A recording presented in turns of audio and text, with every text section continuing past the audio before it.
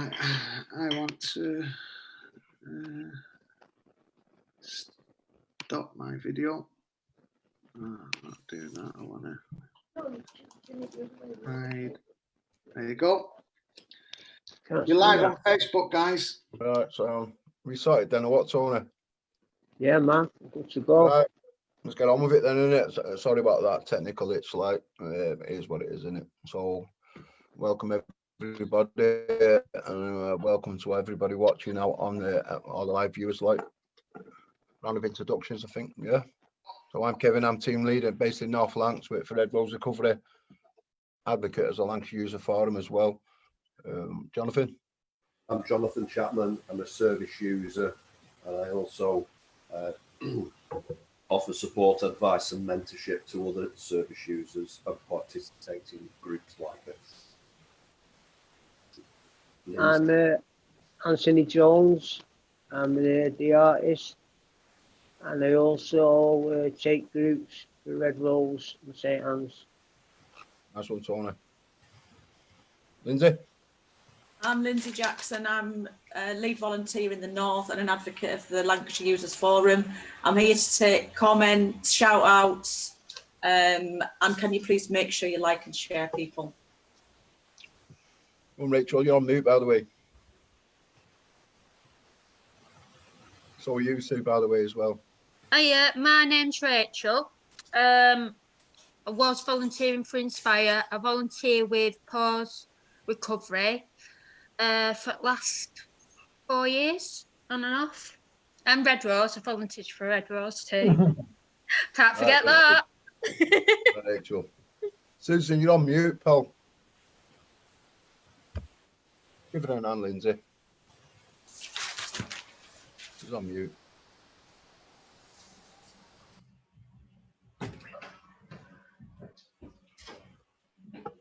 What? Yeah, it's on now. It should be. Go to the normal Red Rose Forum thing.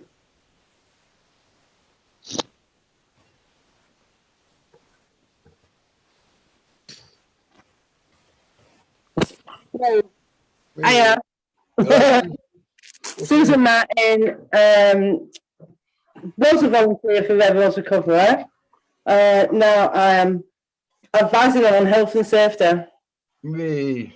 Right, thanks everyone for coming. Briefly, what we're going to talk about tonight, we're going to talk about the format for tonight. We're going to use a strapline from Red Rose Recovery, which is building recovery by believing in people. That's what the strapline is. It used to be on the old badge, like it's not on the new one, on the square one, but it used to be on the old one. Because we know that when we believe in people, that's when kind of good things can start to happen in a person's life.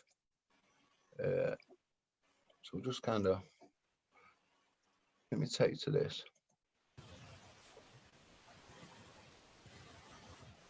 You will see that, yeah? Yep. Yeah. I don't know if everybody's seen that. Most people would have seen that if you've been on the Red Rose Recovery website. Like, I'm going to share that.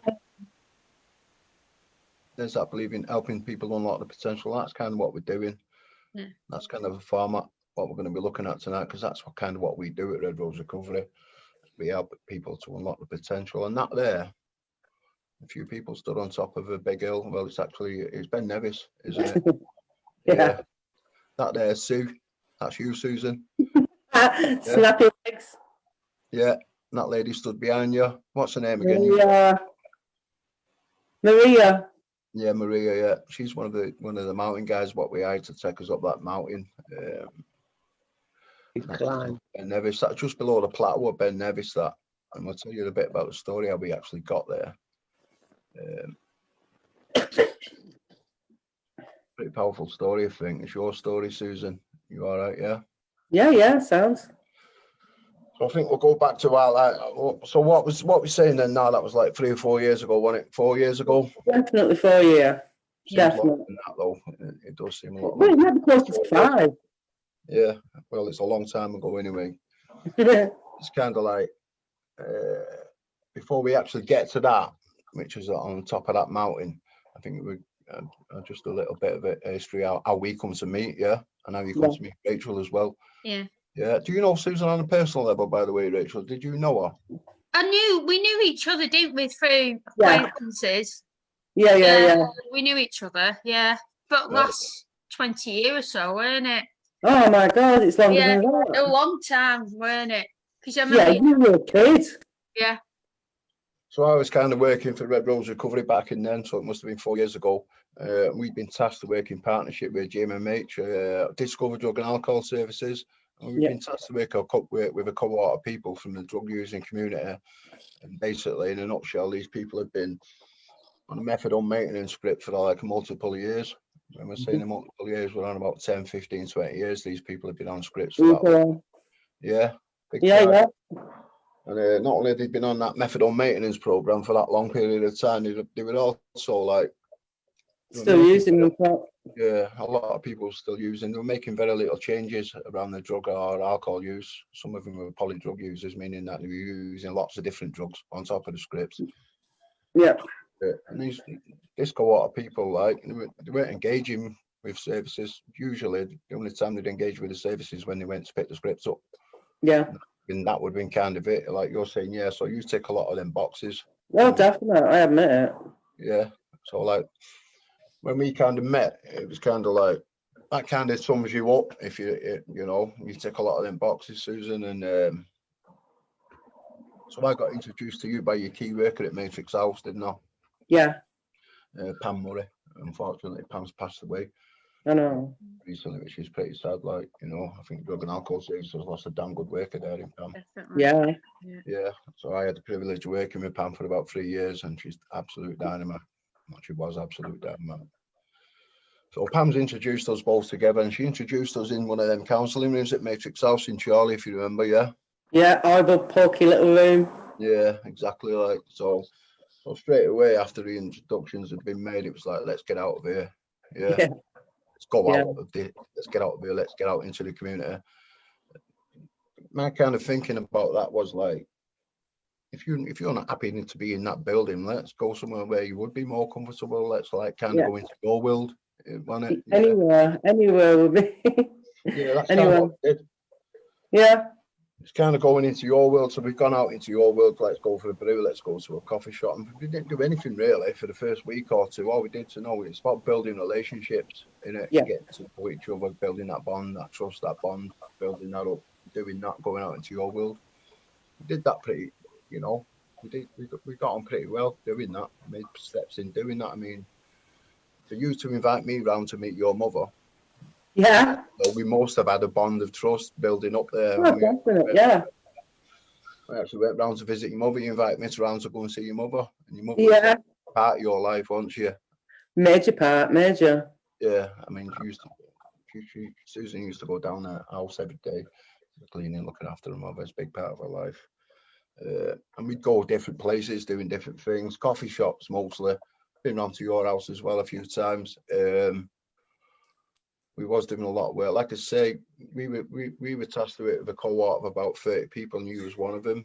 And basically, what we were tasked to do was deliver an intensive support package to those people.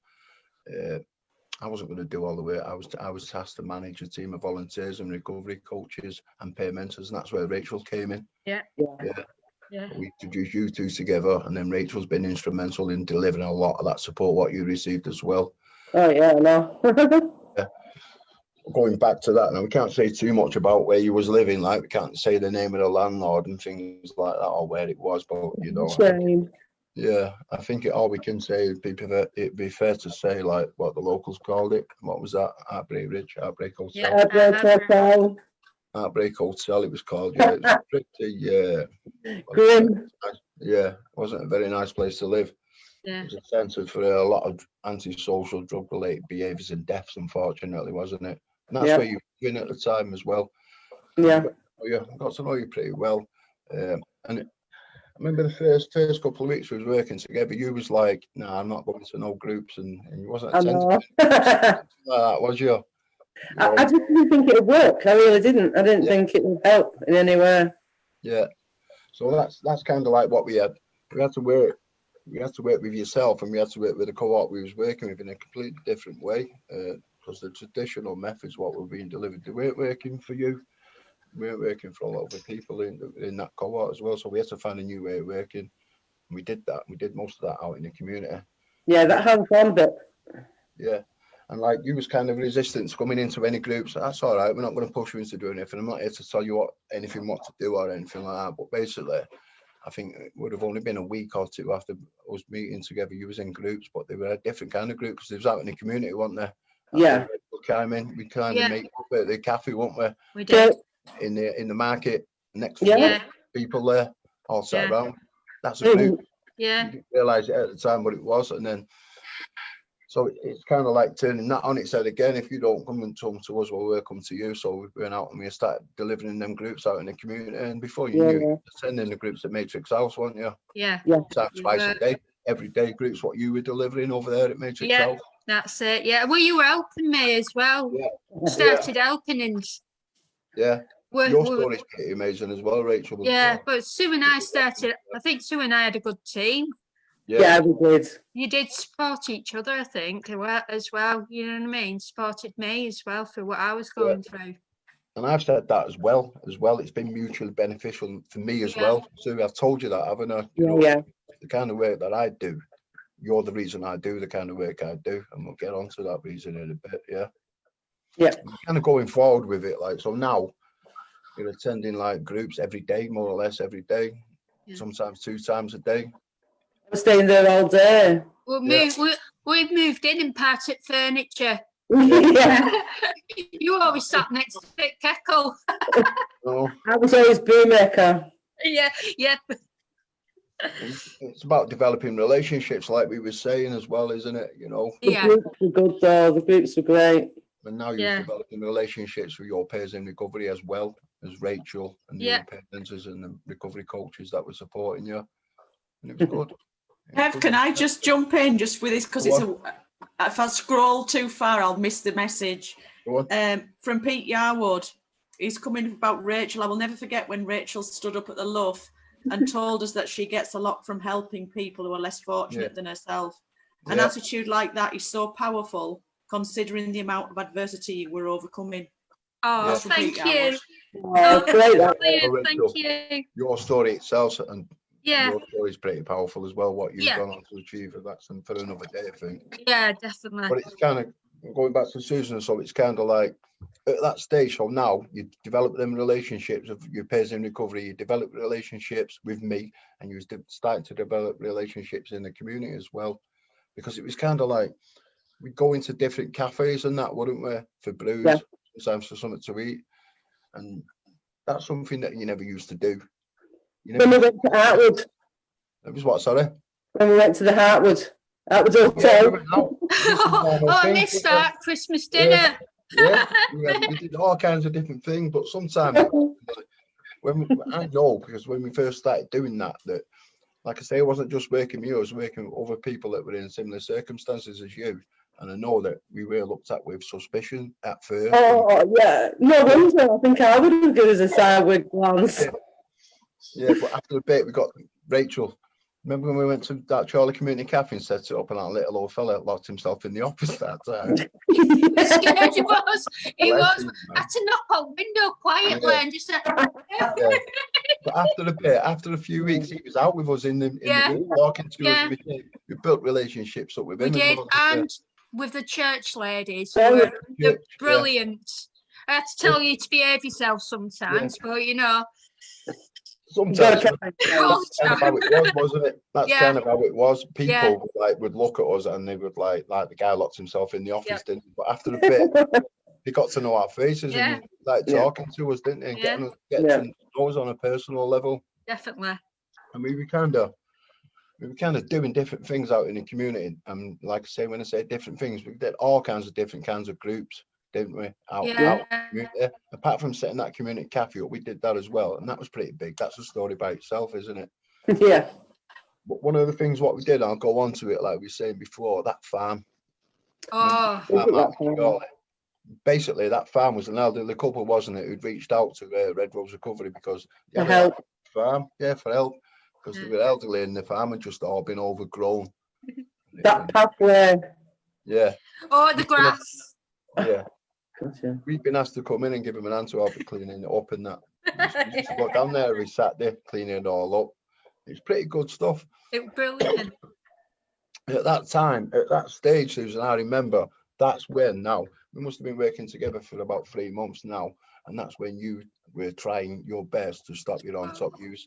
You weren't quite got there yet, but now you were trying hard, and you were actually withdrawing from your on top use, which, you know, before you get stable in your script, you are gonna withdraw off your on top use, which is, it was daily heroin use, cocaine use, cannabis, benzos, and you was trying to get it all together. And you at that place there, this is testimony to you how much you wanted this to make these positive changes. You set yourself a little task to clean out all the block paving, clean out all the stuff between it. Yeah. Basically, you was rattling, weren't you? Yeah. And you just concentrate on. Yeah, but you still turned up and still got stuck into it, and you still did it. You know, that's amazing, like what we was doing. And on top of all that, you still had to go home every night. Back to where you were living. That wasn't easy either, you know. No. And I remember, like, so I'm going back to that farm, them dogs on that farm as well, that black Labrador and that golden Labrador. Cheeky sods they were. Do you know how lovely them couple were, going on about building relationships in the community? They used to invite us in for dinner, didn't they? And sit around the table. Yeah, we did. Yeah. Dog under the table. Yeah. He used to feed the dog, Kev. You under the table. Well, bless the woman, like, that was in the right place, but she was. She was a lovely lady. Lovely lady. And they kind of like, they was kind of like having domestics between them both, because the fella, the husband, he was saying, get rid of all this stuff, and she was saying, get rid of all that stuff. We ended up burning everything, didn't we? Just burnt everything. We just burnt it all on the fire. All of that work and everything went up in flames. Them little chairs, them little rocking chairs.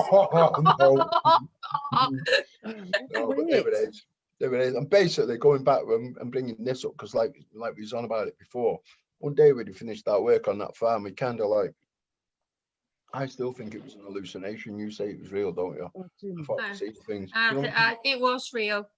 Was it? You know, I remember seeing it. I've never seen it in my life. I've never seen it ever before or ever since, but I remember seeing that mountain. What was it? A mountain? Everything's a mountain to me. Yeah, no, this was a mountain. Right off in the horizon, going right up through the clouds with snow on top of it. Because we stood on gates to look higher, but it was clear, sunny day. It was beautiful. And you've seen it. And I remember Sue saying that's where I want to go, on that mountain, but it's not, she didn't just casually say it. When she said it, she really felt like she really wanted to do something like that. And off the back of that, a couple of days later, like, we was in McDonald's coffee shop, if you remember, having a brew. And like, I was like being addicts, like me being an addict in recovery myself. I was like, yeah, let's not climb one mountain, let's climb 3. Let's do the 3 peaks challenge. And that's when we start making plans to do that challenge. Yeah. And it's going to be pretty impressive. Like, I don't know, Jonathan, what you're thinking of the stories of what you're hearing up to now, what you're thinking? Because I'm still just taking them all in, really, and listening to how people have progressed and got active. I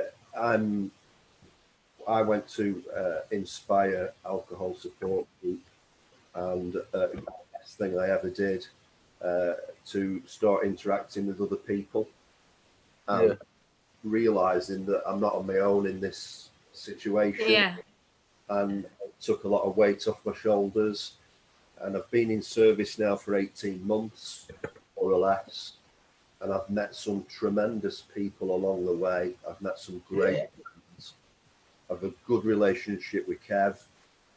And this is the sort of work I want to go into now, you know. That's why you did, Jonathan. We see the potential in you as well, you know. Hopefully we're going to find something out. Something good's going to happen. You know, we'll talk to Tony in a bit and yourself. We'll bring you both in on that. I want to get involved in some volunteering to help other people, you know. Yeah. And I think that's something what we can all relate to that, because we're all doing that now, aren't we? Yeah. You know, one way or the other. So that's what we're about as well. You know. I never ever thought that my life would take this turn. I left school in 1984. I was fortunate enough to serve an electrical engineering apprenticeship with my father's firm, and I did an apprenticeship for 5 years, college on day release, etc. And then I took over the firm and I ran it for 30 years. And then last year I just decided I wanted to do something else. About reinventing yourself, innit, Jonathan, sometimes. Yeah, Definitely. relate to that as well. So going back to Sue, Jonathan. Yeah. We'll pick that up in a bit. Going back to Sue. So yeah, in that McDonald's coffee shop, we were arranging to do this 3-week challenge. Yeah, that's where it kind of started, wasn't it? Yeah. Yeah. It's kind of like that was a big taking on a big challenge. That It was huge. It was massive. do that. I mean, the kind of work, the work that kind of went on in the background, like you maybe weren't aware of that, but we had to do a lot of assessments, and then we had to cost it, we had to fund it, and we had to do 4 months intensive training as well. And we got the intensive training programs. All right, you were laughing. And you, well, yeah, I dropped the ball there because we didn't do 4 months training, did we? Because someone booked it a month early. Yeah, I went and booked it on the wrong date, didn't I? And then when I checked it, booked it at the wrong time. So basically, we lost the month's training straight away. But we went out anyway. Yeah. We went out and we did the training with what we had. I think it's important that we have a look at this because we've got some good images off that. Yeah. I'll just share that with you now. Let me just share that with you. Can you see that, guys? Can you see that? Yeah. Kind of self, that's what we kind of called ourselves, wasn't it? The pioneers. We called ourselves that because this was kind of like a pilot. It hadn't been done before. We were doing it first, and we're hopefully going to leave something behind for other people. And we said it's an attempt to climb because we weren't really sure whether he's going to do it or not because it's pretty big to do that. Aims and objective. Well, we're looking at that. So just some photographs getting out and about. There's Sue again. Every time she was doing it, she'd be off down the path running. Yeah. Running. It was like, Sue, slow down. Right, Where's that up? That's the nab, innit? yeah, it is. Yeah. That eagle's nest. Eagle's nest. We went round there a few times, having a look at that. No, we did that. That there, see that hand there with a finger pointing at it? That was a really nice picture. I had to say that. There's a picture with 2 hands pointing. That way. The reason it's 2 hands pointing is because the pair of them were like, I'm not getting in that picture. You're not taking a picture of me. You've got to have some evidence, so let's just have your hand pointing. We said that one day, didn't we? Tell us what you said, Sue. That's better than your place you was living. That's what you said, isn't it? Yeah. Oh yeah, it had less leaks. And it's best, yeah, less leaks and maybe a few more windows. Yeah. It's kind of better some of the places I've been in as well, if I'm being honest. Caravan. And me. And you as well. Yeah.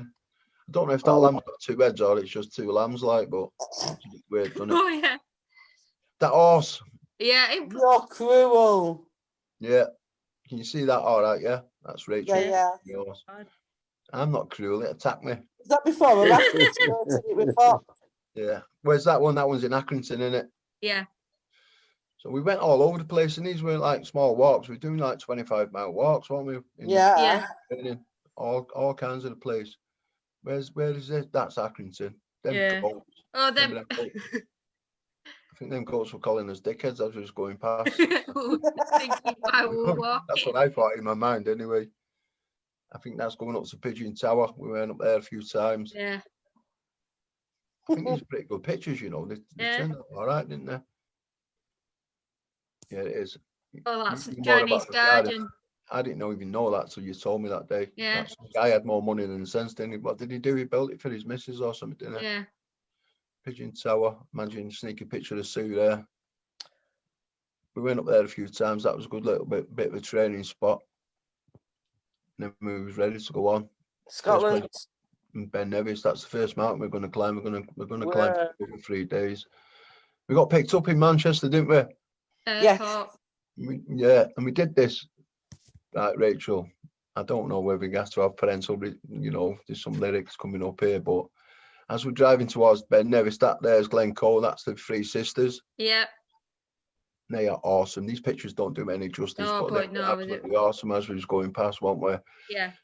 And I was blown away when I seen them because they are just totally awesome. They're immense. And I remember when they are exactly so they are immense, aren't they? And they are awe-inspiring because of the size when you look at them. And I was like, look at the size of them. And I remember that the guy in the van, and he said, "There, nothing compares to where we're going." And I think that's when Rachel started touching cloth, wasn't it? I think that's it. It did help you. But you know what? Do you remember all the horror stories? What you told me about? How many people die on Ben Nevis every No, year? you had to tell the truth because climbing Ben Nevis and snoring. I asked if there was an oxygen bar. People die. You just try and get out of it now. Yeah. Remember, he's going out taking pictures. This is there's Rachel. Oh, what was that place called? Remember that? That was Fort William. Fort William. Yeah. So it was kind of like, this is massive for us as well, because like you're saying, it was like a little break. It was like a little holiday, wasn't it? And that's pretty good because I didn't go on no holidays. I'd never been on a holiday for like years. I said that to you the other day. I think the only time I got on a road trip like this in a sweatbox. And I know you've not been away for a while, Rachel. No, I hadn't for years. Well, that's when we're kind of getting set off, and you might notice some of their Sue there. Look, they're smoking. Every picture she's smoking. Yeah. Snappy. I look like a vet, Sue. I think you got to. Go on. That's as far as you got, Rachel. What's that rock? After that, it was like, I'm not going in the field. But I do want to hold the team up, you know what I mean? Yeah. I would have dragged everyone down, really. What we went on, and this is kind of where me and Sue started falling back behind the pack when we started to struggle. Like, but guide stayed with us. It's pretty awesome out there. These pictures don't do any justice. Caught up with the team again there. Then water crossings, we got through without falling in. Just about. Yeah. What's going on there? I mean, there was a lovely bunch of people that we went up there with. Yeah, they were great team. Tell us about your relationship with that mountain guide, Susan. Chris. No, it wasn't Chris. What's her name, Sue? Maria. Yeah, Maria. Yeah. You shared stories. Yeah. I think it's important. Yeah, she was in addiction as well a long time back. Yeah. Like I say, it's what there's a photograph what she was on the website. That's just before the plateau of Ben Nevis before we get to the top. Yeah. And we went on. Dying. Yeah. We weren't dying yet, but it's coming close to it. There's the first garnish. That means we're on the plateau of Ben Nevis, and this is a photograph, right? What says it all? I mean, look at Marie's face. She looks worried, you know. Because at that point you were absolutely exhausted. You was cramping up. I was.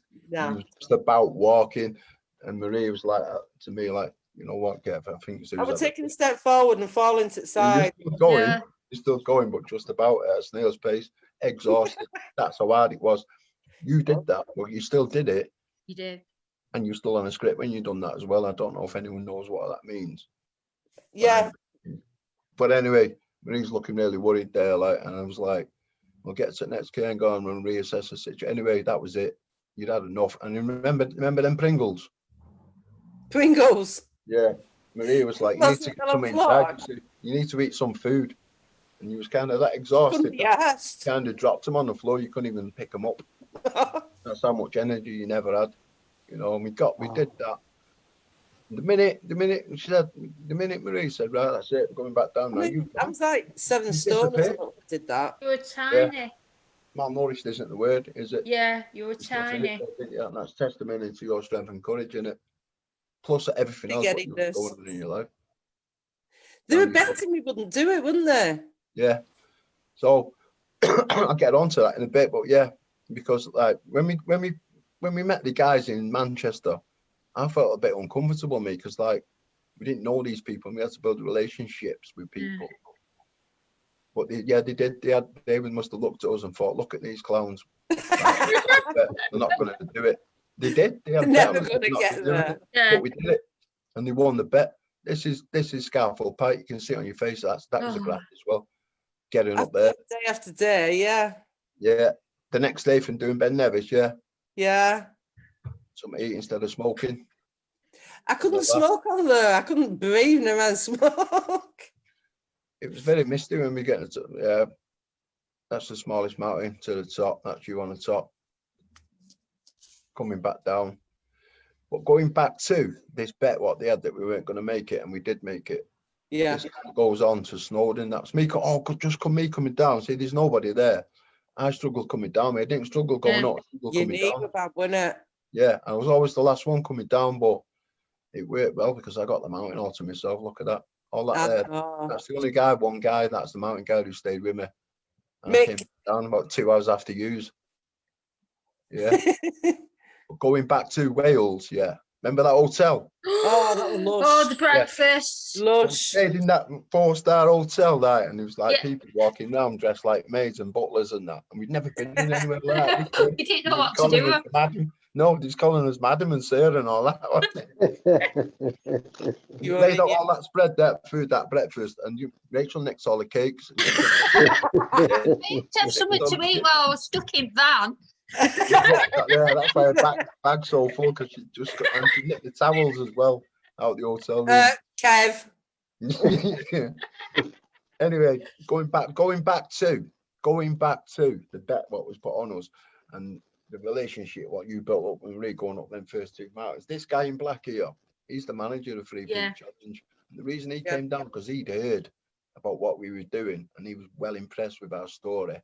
And he came down to climb up the last mountain to get to know a bit more about us, didn't he? And he said to me, I remember him saying, so this guy, he's a veteran of the Royal Navy. Yeah, he was a submariner. Yeah. Wow. And an officer in Royal Navy as well. And I got to know a bit of his story there. He's walking behind us. I got to know a bit of his story. He actually said to me, you know what, Kev, there's not a lot. I've seen a lot of things over the years, mate, and not a lot impresses me. But what I've seen Susan doing in particular, that's impressive. You know, he was impressed by that. And he spent a bit of time climbing up that last mountain with you, Susan, getting to know you. In the next minute, I'm only on for another hour or so. What was that, Lindsay? Just accept it, Glenn. So anyway, going up, you'll see it, that's Snowdon Mountain. Hands pointing again, but there he is with you. Coming up, he got to know you. And I remember him saying to you, you know what, Susan, if you can do this, you can do anything. Yeah, yeah. You remember him saying that to you? Yeah, I do. You got to know us, and he was that impressed by what we'd done there today with our stories.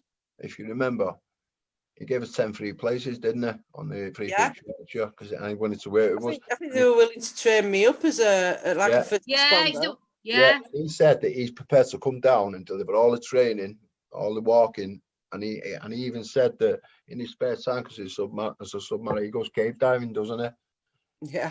But then he'll take someone cave diving. Honestly, we need to rebuild that. But just coming off that, remember that post?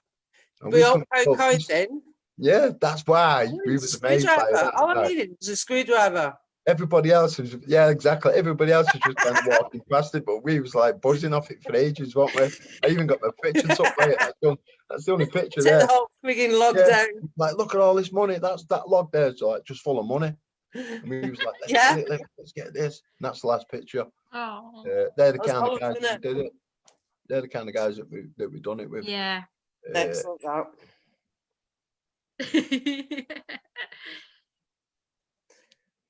I like your bunny ears, Kev. Is what? I said I liked your bunny ears. No, I didn't know that until I seen the photograph. What you're doing there, like, but yeah, I think that was impressive. Like putting that into context, what you did. So by the time we'd finished that Free Peaks Challenge, which was a big part of your recovery journey. I really threw myself into it after that, didn't I? By the time we'd done that 3 months training, off the back of that, you went on, didn't you, to do your detox? Yeah. To do a detox. Yeah, you went off to do a detox, and then you went on building your life, didn't you? Drug free, what, like 3 or 4 years now? The change what you've made. 3 years in October. Yeah. And putting that into context, so during that period, what did it take you 7 months to change? Basically a lifetime on it. Yeah, I was like just looking after my mum and being on methadone for the rest of my life. I know it's really sad that, Sue, but you know, the kind of thing, I mean, your mum passed away, didn't she? Like, you was going through all this as well, and you still carried on, you still went and done it, and where you was living, your mother passing away, that's enough to make that any person relapse, especially if you're suffering with the problems of addiction, isn't it? But you still did it. You still went on. True character. That's what she would have wanted. Character, yeah. I think one of the first things I did when I came over to the north was find you out and get you recruited as one of my volunteers. You know, I'm going to go forward. I'm going to do that. Yeah. Yeah. Feedback for Sue. Any feedback, Lindsay? I've missed a billion shout outs, yeah. Pete Yarwood thinks he could still cash these places in. Yeah, Which one? I think so. Is it the walking thing? Oh yeah, we can, because like I think the only reason we never went forward with that is because I was only working for Red Rose then for 12 months on a pilot, and then went on to work for NHS with Rachel. Yeah. We did pick it up, and we have been out there. We've been out there twice with him, so we can easily build that relationship. Yeah, no problem rebuilding that relationship. That BAs. Yeah, there's a few people interested in this. Pete's suggesting this walking thing, and he's saying that the stories, how powerful people's stories are. Yeah. Leanne Roberts is got a lot of love for you there, Kev. Oh yeah, Leanne. So Leanne's another lady that we were, if you won't mind me saying that, but brilliant to hear that she's doing well. Yeah. Was it Patrick Grady? I think I've zoomed past. He's watching from a detox. I think he's a newbie. Peter Mackey, Alex Campbell's looking forward to working with us. He's from Walter Linehouse. Mike Strange, Joe Duffield, he's a weekly visitor to the thing.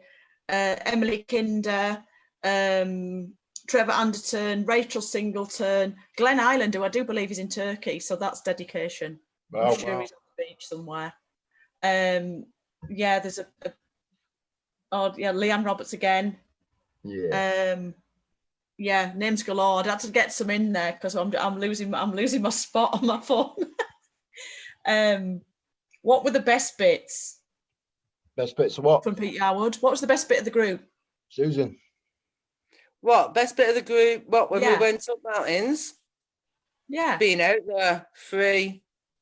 We're great. Away from everybody. Yeah. It's Terry Hughes, 4 days till the big one. I'm not quite sure what that means. Does anyone know Terry Hughes? He's doing John O'Groats to Land's End, Terry. He's doing a is he? Go on, Terry Hughes. Get in there, Terry, lad. Yeah. Yeah. Pete, what Yarwood, did people say you wouldn't be able to do it? Everybody. Was the doubters? They put a bet on us, didn't they, that we wouldn't do it? Yeah. Bet, and they lost. It was Wolf. Remember Wolf, Sue? Oh, yeah. He's the one, wasn't he? Oh, he was nice. Yeah. He didn't come on our trip, but he was nice. Yeah. Ice. Going back to that question, what Peter said, Sue, Peter said what was the best bit about. I think you said the best bit about that was what you said the other day afterwards. We was talking about smoking crack, weren't we? And we were saying there's not many things will give you the same buzz of smoking crack, but that didn't it? You said it, didn't you? It did, yeah. It lasted for like 2 weeks. Achievement. Yeah. And it lasted for weeks. I was still buzzing, jumping about. Yeah. And you went on to do your detox. Went on to meet your lovely partner. You've got a nice he's great. He's been great. Nice staff now with a view and that. Yeah. He knows I won't slip up. It's brilliant. I think it's saying on here as well, Kev, from is it FY for you and another company? Yeah, are looking at joining up, like getting this walking groups and kind of joining forces. Definitely. It's an idea, isn't it? Yeah. It will work. Someone else has just popped up as well. Let me get. Claire really just saying what outdoors. This outdoor activities and stuff. It just gives you that sense of well-being, isn't it? And to make you feel better. And also from a Matty Phillip who's just popped up. Yeah. Where did the funds come from as well? Who funded it? So basically, that's a good question. So basically, what we That's have to Pete do. Yarwood, you see. He's on the ball. All right. He's on Right. it. Yeah, As always. As Well, always. we had to make something effective and cost effective. We talked about this as well, haven't we, Sue? How Yeah. can we make something that's effective and cost effective? And this was both. This was highly effective, sorry. And I believe it was cost effective to take us all up that mountain. I think it cost us about £2,000 just to take Sue up on their own there, about 700 quid. Yeah. Yeah, including when we got a decent How pair much of left boots. on that's up though? Yeah, that's a good question. So when you're looking at £2,000 to do Yeah. that, I'll tell you where we got the money from in a bit. But when we look at that, it kept us to keep a person on a methadone maintenance program between £3,000 and £5,000 a year in it. A lot. Plus, so when we're talking 10, 15, 20 years, you're looking at 100 grand. That's just for that alone. Yeah. And for us to do that in that short space of time, that was highly effective. You know, I think we got a stepping stone. We put a stepping stones in. I think Russ K put a stepping stones in for you to do that. Yeah. And we got an anonymous donation of a community member to cover the other cost. It gave us £1.5 grand to do it. Yeah, Pete's just said, and these people who we're talking about, Terry Hughes, by the way, has just popped up again. And he's saying people have doubted his course to course that he's done last week, but he's doing it, and this is the big one on Thursday. Yeah. Pete's just made a valid comment, and these were the people who were said to be the next stats for drug-related deaths. Well, we proved them buggers wrong. Andrew, don't include me. I can't. I only walked to the car, so I'm not sure I'll be. Right, let's just wait then. Let's just wait for Tony to come back. I'll tell you why we'll wait for Tony to come back. Well, let's do and spin the wheel, yeah? Spin the wheel. I hope my name's on there, Kevin, because I have to. Just put it do you know what I mean? I'm disappointed. We've just put it on, so we're going to spin the wheel before we go over to Tony, yeah? Is that all right, guys? Just a reminder then, anyone who's watching, if you're watching this live now or you're watching it as a playback, you've got a week to like and share. And this, if you like and share for this one, that's put into a draw and you win a voucher, which Kevin's going to do now. This is who liked and shared last week. Come on, Kevin. Is it 20 quid? I think it's 20, yeah. No, Shopping can everyone voucher. Can you see Oh, that? I can see everybody? my name on. Yeah, see it. Right, I'm going to spin it. Come on. Come on, Kev, make it lucky. Come on, Tony. Hey, oh, Christine Peffel. Oh, Christine, Well done, bless. Christine. You know who that is? Do you know who that is, Lindsay? I know, she's on some of my women's group. She's an awesome lady. Tough to Yeah, be. It'd be better if it was me, of course, but She won 20 quid. It'd be fixed if it I was do kept, believe. wouldn't it? Brilliant. Right, shall we move on then? Let's move on. On to Tony. Let's move Have on. you heard of Tony? I'll get my new piece of paper ready. Can you hear me? Yeah, I can hear Yeah, you. yeah, man. We'll move on to you. We're going to a bit about you. So building recovery by believing in people and helping to unlock the potential in people. I think we've invested a lot of time into Sue. I would have passed looking up where she is, but we only met like last week, didn't we? The Yeah. week before, I think we've met a couple of times, and during that time, I've been absolutely blown away by the potential what I've seen in you. Yeah. Tell us about that. In fact, tell us about a little tiny bit about your history. You know. Yes, you're right. My mum got pregnant when she was 16, right? And she dumped me. And she just left me with me. She was seeing this fella and she just left me with him and disappeared. So it was like my stepdad now. And he just said, bloody hell, lad, what we're going to do with you? He said, come on, I'll take you to my mum's. And I must have only been 3 or 4 or something. And she's my nan now, calling me nan. It's like my only family that I've got now. And yeah, and I lived there for a few years. And I started acting up and started doing a bit of shoplifting, really young age as well, shoplifting and just stupid things, toys and stuff. But like the police started getting involved, and then I done something really bad at school. Some trouble happened with someone, and I smacked someone in the nose. The police come round. So I ended up, long story short, I ended up going in NCH's National Children's Home. And I was in assessment centres, DC, they'd be called boarding schools, but they weren't boarding schools like you imagine, fucking posh kids and all stuff like that. They were just like punk rockers, we like, you know, big Mohicans, and it was just crazy. But I was like the youngest there, so I was the punch bag, you know what I mean? I just used to get bullied and bullied and bullied. So I just used to run off every day, and these kids had taught me how to glue sniff. So by age of 9, I was glue sniffing every day, running away from this kid's home. I was getting bullied, and it was a little town near Shrewsbury, and it was miles to get from this little town, but I used to bum it there. I'd get there, get to Woolworths, go and swipe a few tubes of Evo stick, and then I'd be off and sit in some corner somewhere, and then they'd catch me. Police would catch me, all glue around my face, but glue bag stuck to my head or something, you know, and take me back. He's back, he's here, he's right, he's safe. And I just kept doing that. That went on for a few years.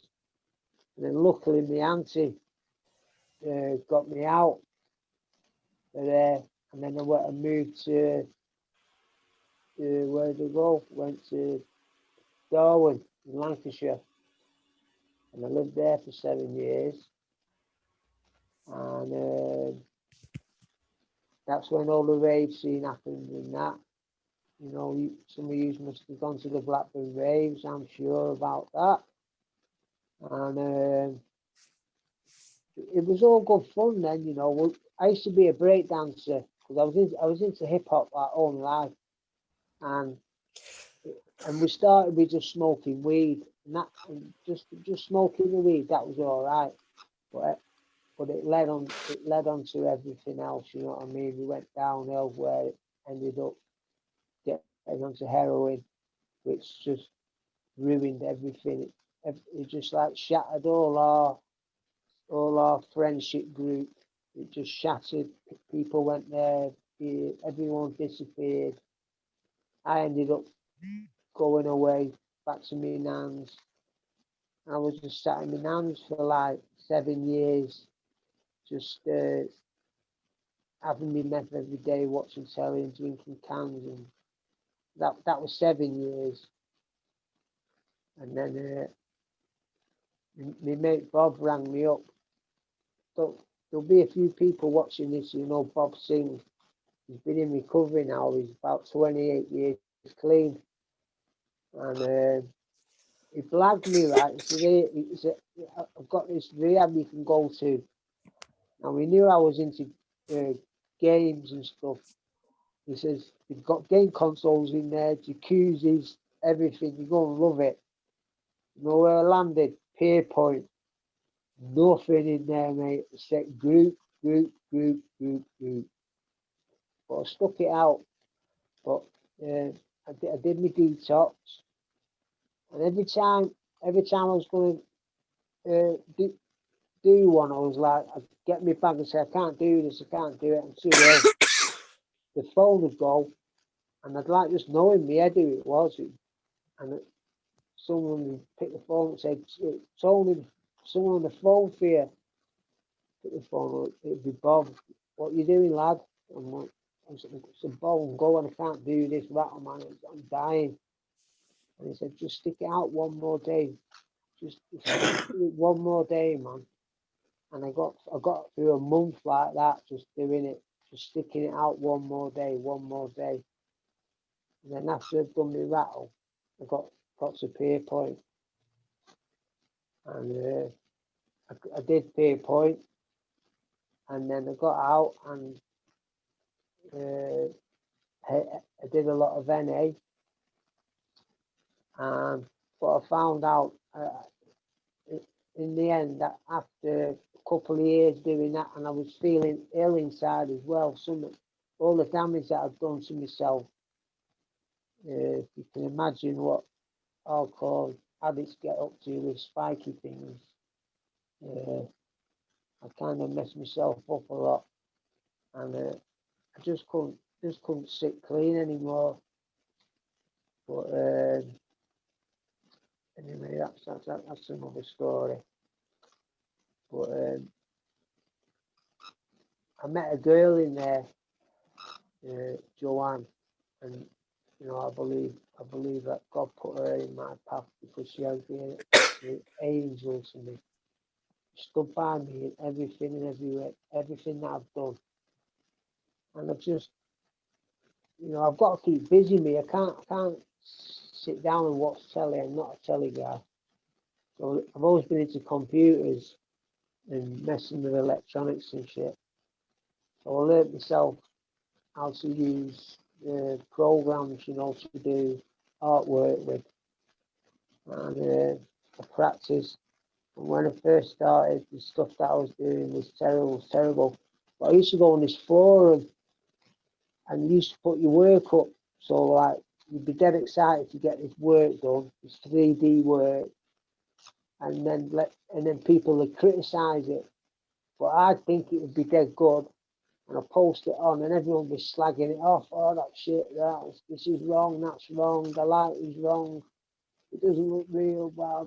And I took this criticism every day, and I kept trying. I thought, right, one day I'm going to get them to say that piece of work's good. So I kept going, and years went by. And then finally, people started saying, yeah, man, that looks pretty good. And I left that. I think it's still open, that forum, but there's not many people use it. There's a lot of better places now as well. Anyway, and so then I just started getting serious with it, and I thought there's a way of making money out of this. It's got to be. So I've tried all different ways, all the different things that I've done with my artwork, trying to make money out of it, and they've all failed, every one of them. Right, but I've learned a lesson that out of everything that I've tried to do, I've learned a lesson that why it went wrong. You know what I mean? Like the last one that I was doing, the reason why it went wrong is because I wasn't posting them out, and they got to be signed by the postman. So people were saying, I didn't get mine. Well, one girl posted it all up for me because I had a page on Facebook where people could order their artwork, and I was getting loads of orders in. I couldn't do them fast enough, and but I made a mistake. I was just posting them out to people, and that gave people a chance to say, I haven't received mine. And then this girl says, I never got mine, and it's of my husband, and he died, and blah blah. And she got all her mates on board coming on, where's her picture, blah blah. So I did her another one, got it printed. It cost me the money. I had to get it printed again, and it only went about 3 months ago. And I spoke to her on the phone, and she says, right, my mate's going to come and pick it up, his painting. And she never came. And it just sat there in the corner for years. And in the end, you know, I just said, you know what? She hasn't been in touch. I'm not keeping hold of this forever. So I just put my hand out that window there with it and slung it down the back alley, and there it went. And it disappeared. Someone took it. But I've just been smashing, learning, getting professional with my artwork. I've worked in games companies. Same again. I was at the games company. Got my big first check, biggest check I've ever seen in my life. And I was like, oh my God. So what do we go and do? Dinner times. Started going hobbying. and I'd be sat on my computer and be like logging off. And then my boss come behind me one day and he went, £5 bag of smack. And then he walked off, and I thought, oh, I'm on top. I've been rumbled. And then they called me down the next day and he says, we're going to have to let you go. And, you know, just that mistake, you know, if I wouldn't have done that, I could have been like working at some top game company now, but just because of that one mistake, closed it all up. So it's always been like stupid little things that I've done that have messed it up. But you know, there's still opportunities and there's still things we can do. I mean, you talked about that. Yeah, so that's kind of the life story of how it's gone along. You know, I've been on methadone since I was 15. Just everything. It's like it says in that thing. You know, what was it? Out the blue book. I forgot what it said now on that poster. Oh, splinting in my mind's eye. And what was the line on that poster that says out the blue book? The poor unfortunate, you know, the one that can't keep, you know, keeps messing up all the time. And your mate's taking the piss out and you're calling me the poor unfortunate. Yeah. That's what I was thinking when I seen it. Yeah. You read that, man. Poor unfortunate. Yeah. But we'll get there, man. Can we have a look at some of your artwork, Tony? Yeah, man, get it up. Let's have a look at some of this artwork, because I was absolutely blown away when I seen it, man. Got a lot of love coming in, Tony. Thank you. Can everyone see that? Yeah. Oh, that's fantastic. Brilliant, isn't it? Oh my God. That's Tony's website, what he's got. Check that out. Holy moly. Now, I know people will pay good money to have a piece of this artwork on their wall. I would pay to have a piece of this artwork in my pad. It's out of this world, isn't it? Yeah, I like it. Oh my God. This is all Tony's own work, you know. This is Tony's own work. If you click on one of them, it'll open it up. If you click on one, say, if you go down to the paintings, say what people will know. Some of them are paintings, some are digital. Yeah, I see Toya. Toya. Yeah, so if you, so that's Toya, yeah. Yeah. And if you go a bit further down, you'll see a sign in it. Oh yeah. Oh, that's amazing. That's Toya Wilcox. You girls will remember her, won't you? Yeah. Oh yeah. Yeah. That is, but the quality of this artwork, it's absolutely. I want to talk about these. Just told me a little bit about these. Let me find them now. Some of these are paintings as well, but let me show you something now. Where is it? There they are. There. That's what I want to see. Tell us a story about it. Tell us about them, Tony. Right. These guitars, yeah, they're called Rickenbackers. And John Lennon played the small one when he was in the Beatles. Wow. And when Paul Weller seen John Lennon playing, it was a Rickenbacker 325 that John Lennon played. And Weller likes the round, the 330, Gibson 330. So he thought, well, I'll mix the two and I'll go with the Rickenbacker 330. Now, I've always wanted one of them guitars. I absolutely love it. Now, this one, on the one that says Wham on it, the red, and that, this one on the left side, that's a real Rickenbacker, yeah? And that's two and a half grand to buy that new, yeah? Wow. Now, my one, the black one, now when everyone looks at them two, they say they like the black one better. I made that out of a wardrobe. No way. Yeah, out of a wardrobe. And every single bit on it, I made myself. I even wound the pickups myself. The only part that's not original in there is that it has like a big chrome R on the bottom there that holds the strings. That's the only bit. 85 quid that cost for that bit. and I sold that for 400 quid. Wow. So, you know, I have the possibility to do things, but it's just that wasn't sustainable because I didn't have the funds to keep buying it, and I had nowhere to do it. I was doing it in the house, and the missus was going bonkers because there was sawdust all around the house. So I had to stop doing it. But I think everyone would agree the talent what we're looking at here. Oh, Lord. Fantastic. Click on that Ian Brown one there. Where's it?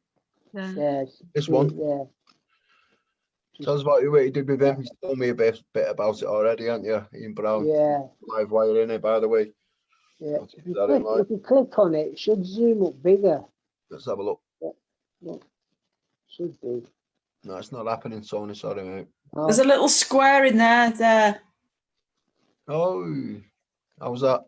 a little bit bigger, I think. Well, anyway, yeah.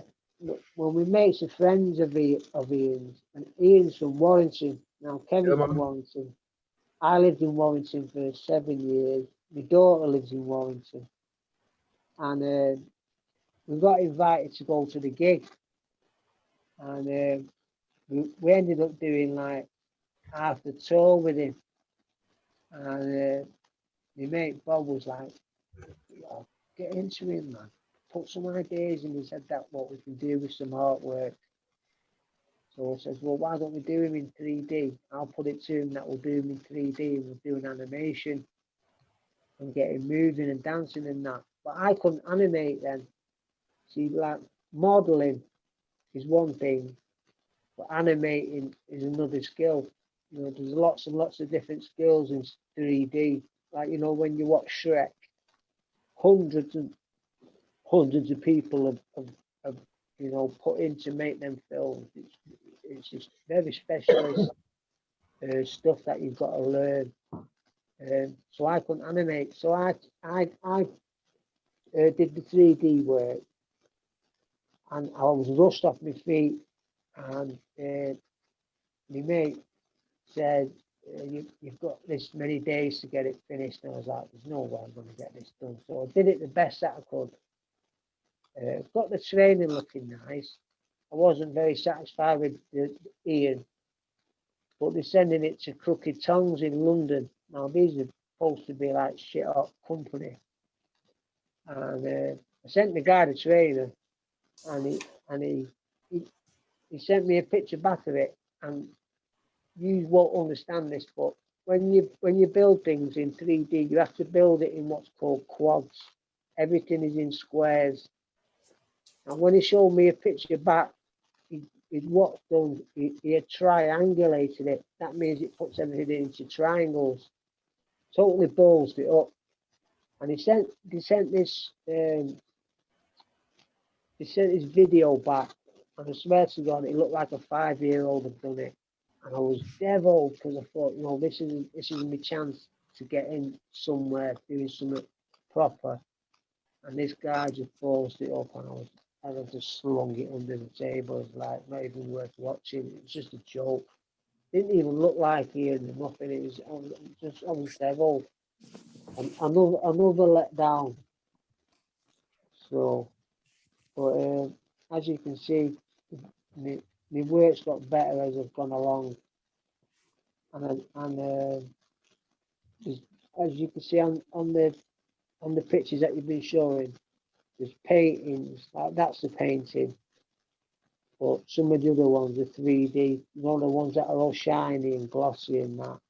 That's the 3D stuff. That's hand painted. That Oh, you can Awesome. keep zooming in on that, and zooming in, and it'll be about 5 foot tall.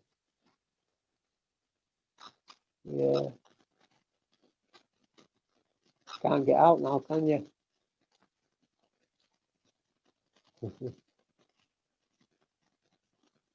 He's stuck now, Kev.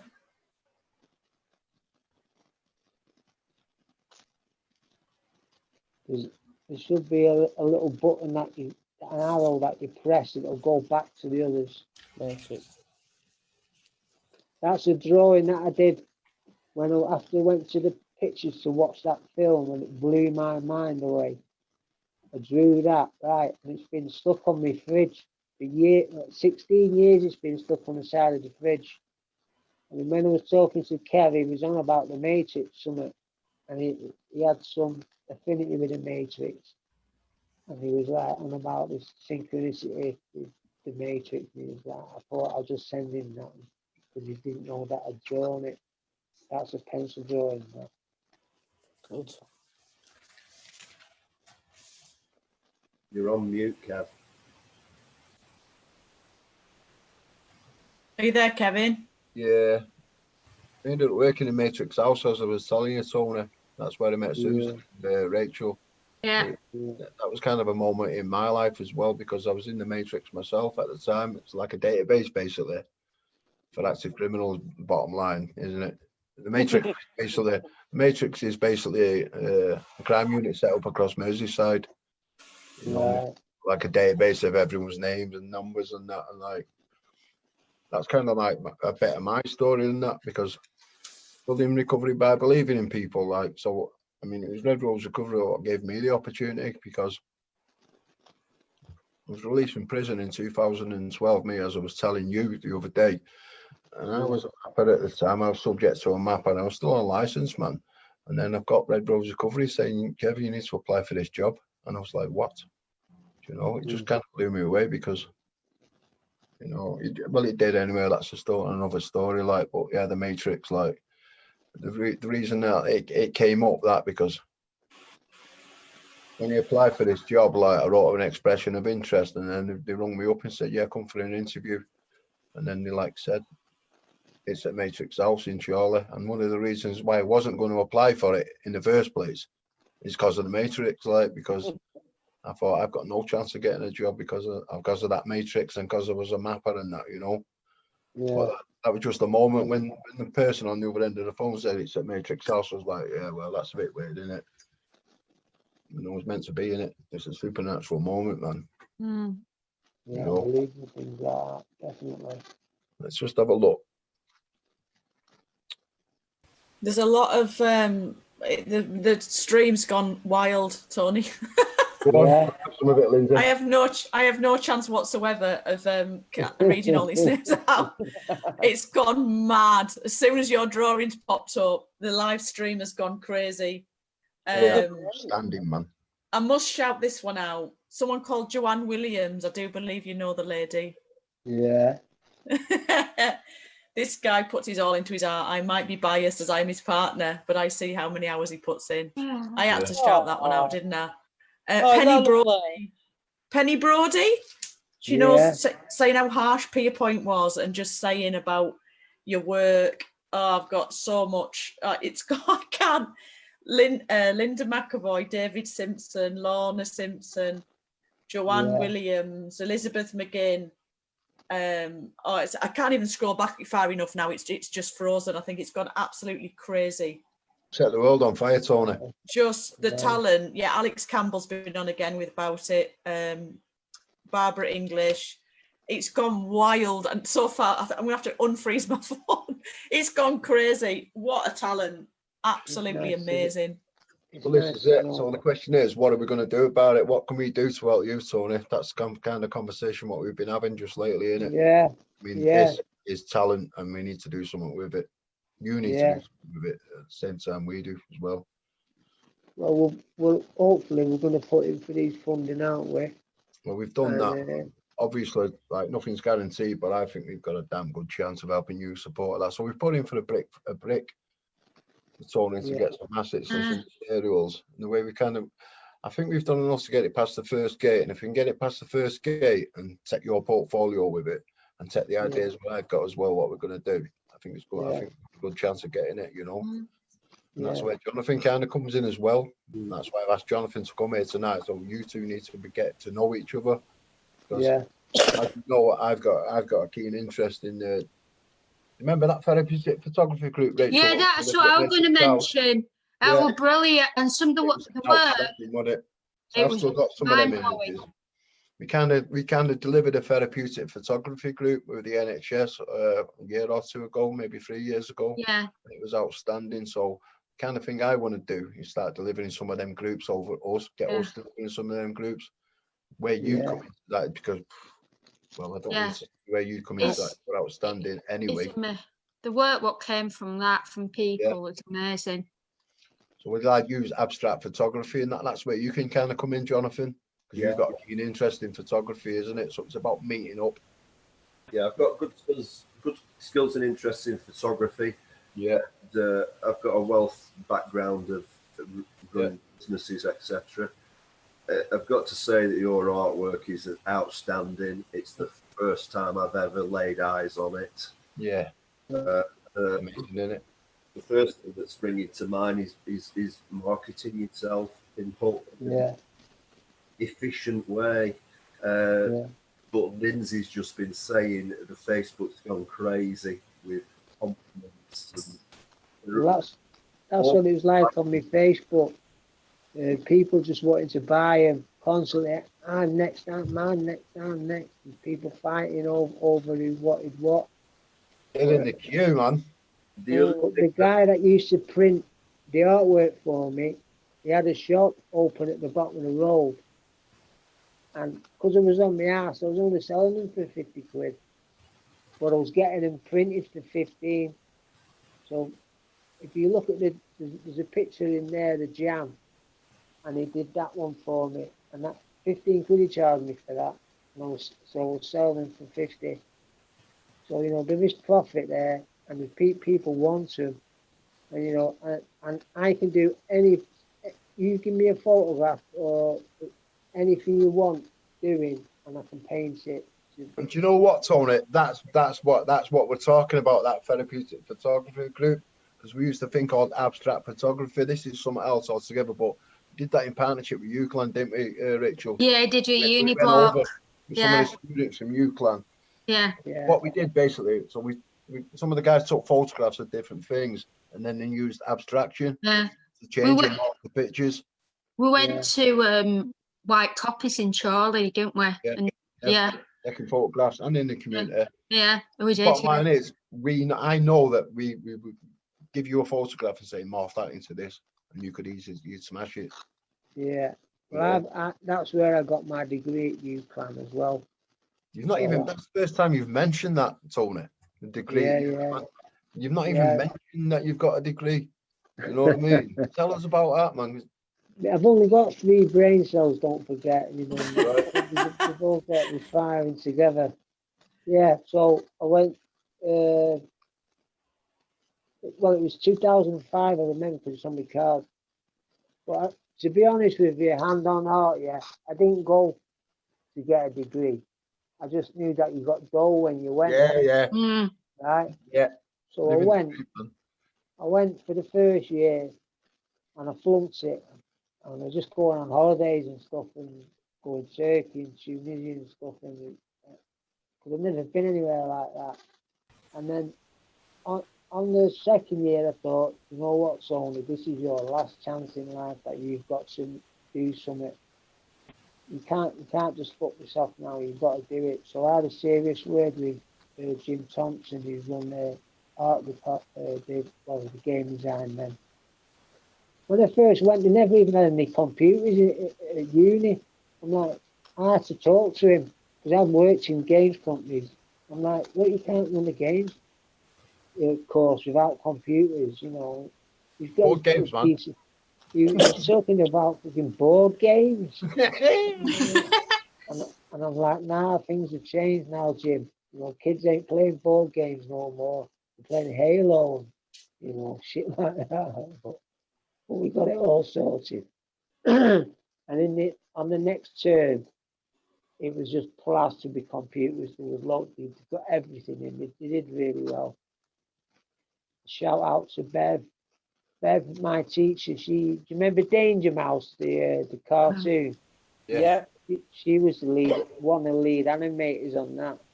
Excellent. So she was really nice. She helped me a lot. Yeah, and then I had an accident halfway through my degree where I was in a car crash, went through a windscreen, broke my neck. I was in hospital for a few months, nearly died. And and they let me have that time off, Bill. So yeah, they were really good youth plan. And you've got a 3D printer as well. Yeah, you can So- go out on them 3D printers. Yeah, so not only can we do you know, like 3D characters on screen as a painting or in 3D, you can actually have it printed now as well. So like say I modeled this in 3D, you could have it printed and then it'd come out of the machine like that.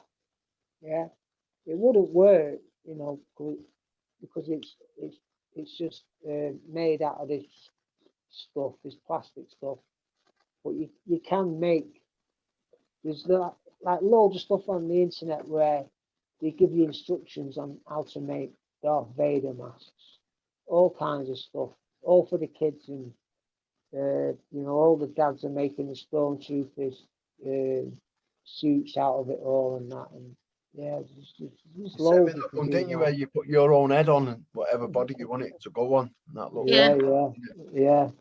like, You can print, you know, you can do this photography thing where you scan your head, take a shot, and go all the way around, and then the software does something, and it makes you run that into the software, into the 3D printer, and you get a little you know, your little head comes out about this big, or you can make it that big if you want. It all depends we'll have on some of that.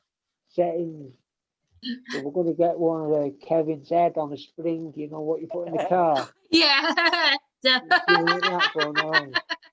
Yeah, them wobbly things on car dashboards, like, yeah. Oh, Mad Max. So I just honestly, the potential I can see is just absolutely massive, isn't it? Absolutely massive. The kind of stuff what we could do together as well. I think it's just massive. We're delivering. Go for it. I take me groups as well. So I'll do groups. Tell us what you do with the groups. We have on a Monday and a Wednesday we meet up. Lorna Simpson started all this off, and we just meet up in St Anne's, and then we go into the park, and we all sit round and we all share on different topics.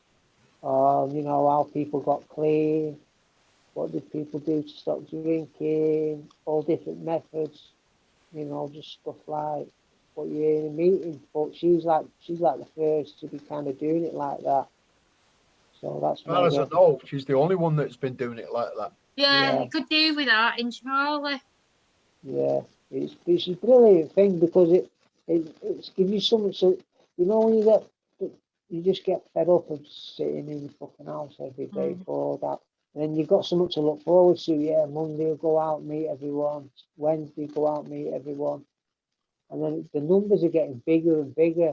Started off with like 3s and 4s, getting up to like 10s, 11s, 12s. I think we had like 12 or 13 the other day on my group. So, yeah, so good, so good. Yeah, our Lorna's just on now. She's on the ball tonight. Is our Lorna.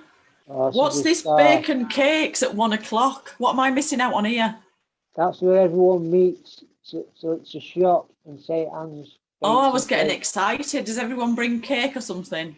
Well, everyone gets cakes, yeah, and brews. Oh, well, Oh, yeah.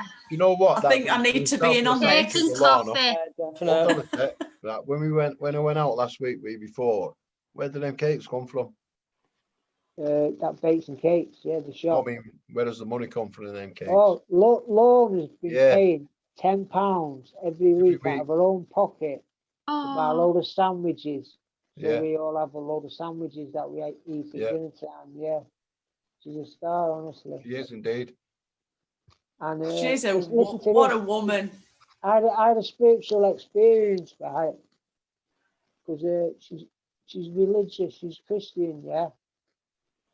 And I went over to Inspire. My head was, I felt like I just wanted to kill myself. So I went over and I seen Steve G over the road, Grego. And I just burst out crying. I've never ever like burst out crying in front of a guy before, and I must have just been up to there with it all, right, and it just all come out. And I must have sat there for an hour crying, right, about this, about that. It all come out. I said, I'm just stuck in this loop. I can't get out of it. And he said, right, do this. And he wrote me a list down, right? On the end one, it said church, go to church, right? I looked at that and thought, put it back on my head, fuck that, I'm not going to church. Right? But Joanne said, just do everything that he's told you to do.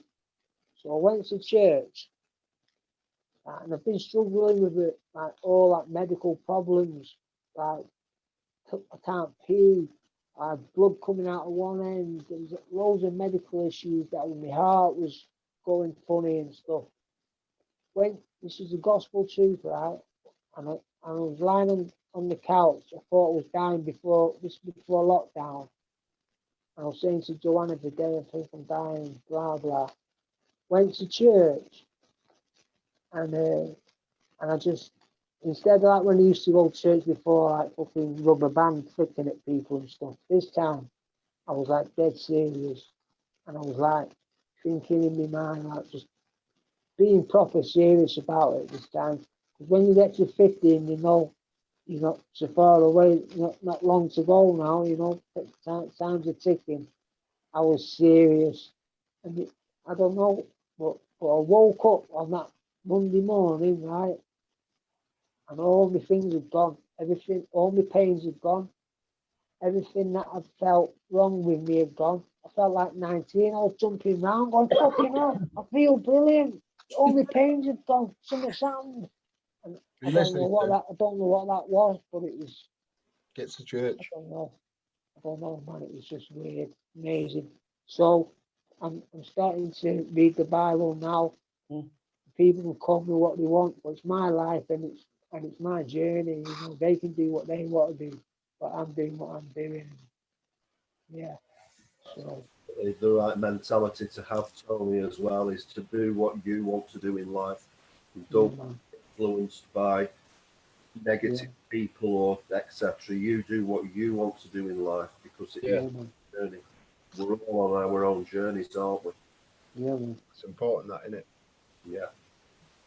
Oh, I've got a Bible. I think people keep giving me Bibles. I've got one here, man. That I could kill a dragon with it. About 6 foot. Massive book. But I've got to start. I've got it on my phone, so it talks it out to you. You know what I mean? So I don't even have to read the book. It's King James Bible on my phone, and I just listen to it, and that I can get into that. You know. Well, there's a Bible out there. It's called the Life Recovery Bible. I don't know if you've ever heard of that. No, so, I haven't. Life Recovery Bible. It is. I've got one of them. It's kind of like, I think scriptures. There's 12 steps and 12 traditions. Yeah, well, it all comes from that anyway, doesn't it? You know, Bill and Bob, they were into you know, going to church, and you know, they believed in religion and all that spirituality. So yeah, I'm just going to keep going. There's some freaky people in there, but I just shut my eyes and think, I'm just here for me. Sneaky people or sneaky people? What did you say? Sneaky people? Freaky. No, freaky. Yeah. So I don't know where we're at then, guys. I think we're more or less done, aren't we? Yeah. There's some woman called Emma Daggers. Don't know if anyone's ever heard of her. Yeah. Sure about her now. She's saying how proud she is of you, Tony. Yeah. Oh, nice one. Christopher Blencarn's just, and David, a lot of love from David Simpson. Yeah. It's outstanding, isn't it? It really is. That's a piece of artwork. So moving forward with it, let's get you involved, Jonathan. Definitely. I know it's pretty quiet this evening. It's new to me, is this group, so I've just been taking a lot. New to me, it's the first time I've done it, Jonathan. Yeah, so I'm pleased I've been here, and I see phenomenal potential in Tony. And another thing I wanted to pick up on, Kev, Go on. we're pals on Facebook, and when you were talking about doing the Three Peaks walk, Yeah, the last photo you showed us before was the photo that's on your. that's right. And now I know the story behind that photo. It's a massive sense of achievement, man. Fantastic. Yeah, I've seen that photo quite a few times, obviously, because it's your banner. Yeah. I wondered what it was. Yeah. Well, now I know. And what a phenomenal story that That's was. something else, going back to what you were saying before, Rachel, about that therapeutic photography and what we did over in Charlie. To some people, an image is just a photograph. When you put the story behind it, it brings it alive, doesn't it? Yeah, it does. The story behind that photograph.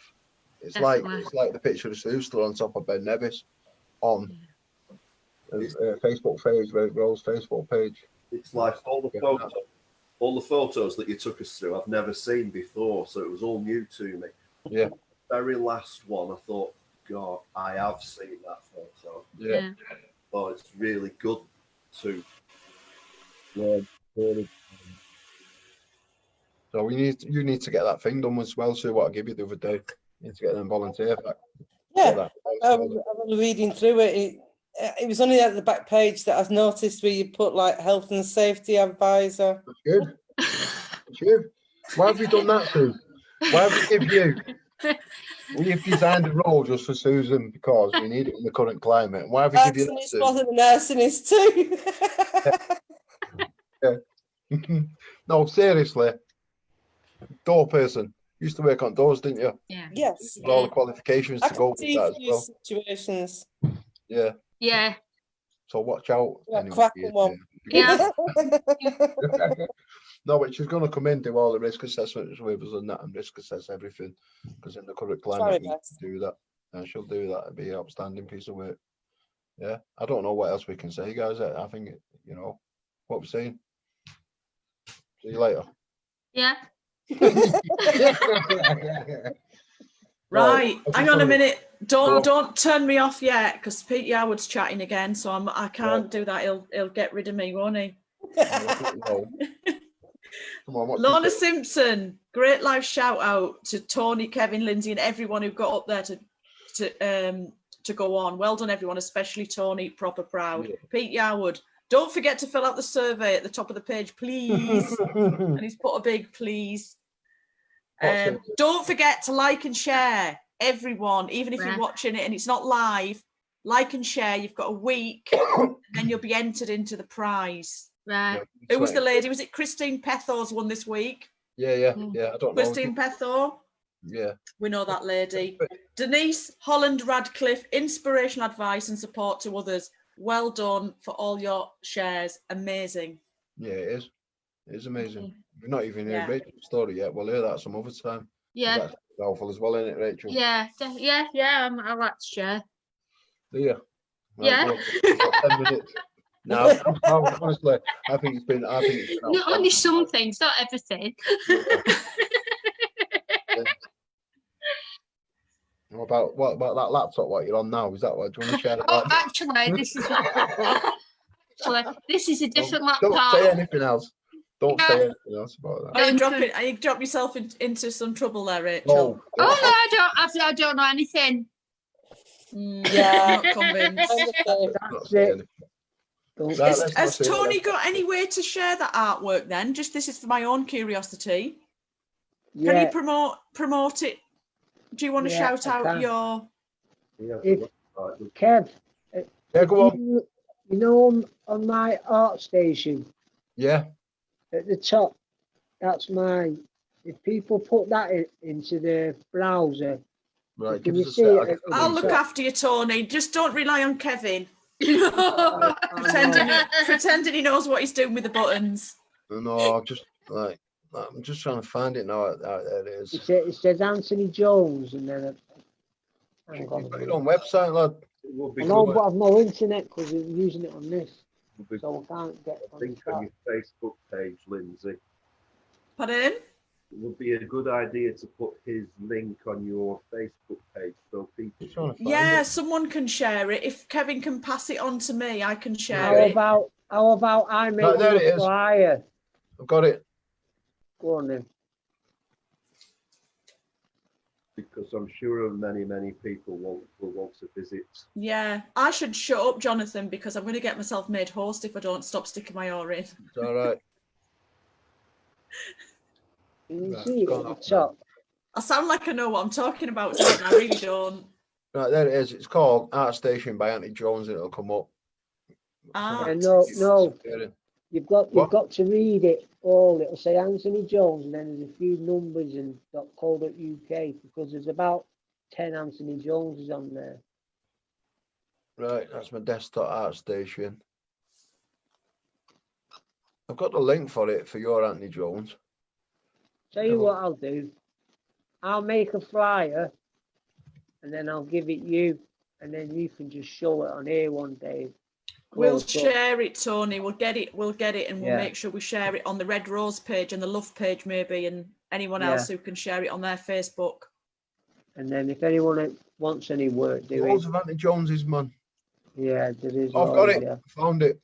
So if you Found type in Art Station Anthony Jones, yeah, and then scroll down, you'll see game designer and 3D artist looking for work. That's you, innit? And there's a hand that says, what does the hand say? Let's open it and see. Hard work is better than It is, talent. that's it you, yeah. says. Yeah, in the middle. Yeah, hard work beats talent. Yeah. So that's, you're on my page if you see that. Yeah, We'll promote it for you, Tony. we will. No. I'm Something's not got sure me- about Kevin, but we will get it out there. No, I'm not quite sure what day it is, yeah. Yeah. Kevin's on the Alright. ball. I know. He's on it, isn't he? I'm not sure what he's on, but he's on it. Me and him go way back, kind of. Yeah, we used to move in the same circles, didn't we? It wasn't Mad, in innit? computer classes, was it, Tony? I'm just No. guessing. Chemical classes it was. Yeah, I'll get told off when I see him this week. no, you won't. It's all been good. I think that's about it, guys. Should we wrap it I up there? think that's All been right. splendid. Everyone happy enough, Thank yeah? you. Thank you, everybody. I mean, it's been really powerful tonight, and thanks for the live audience for all the comments as well. Yeah, I think thanks you go on everyone them for tuning hours, have a in. look through them at your leisure, Tony. There's loads of them out there. Yeah, Yeah. and you Yeah. too. Have a look at them. Right, we're getting off then. Yeah. Yeah. All right. That's my up to bad. you. You're in control. Guys. Jonathan, I'll be in touch with everybody. Yeah, Yeah. I'll be opening sessions on Monday. Yeah, and Markham on Tuesday. Tuesday. Yeah. Yeah, Tuesday. Don't Right, forget, later, Rich. everyone. Thanks, Nice one, guys. everyone. Right, Thank see you. ya. Bye-bye. Bye-bye. See you later, guys. Bye.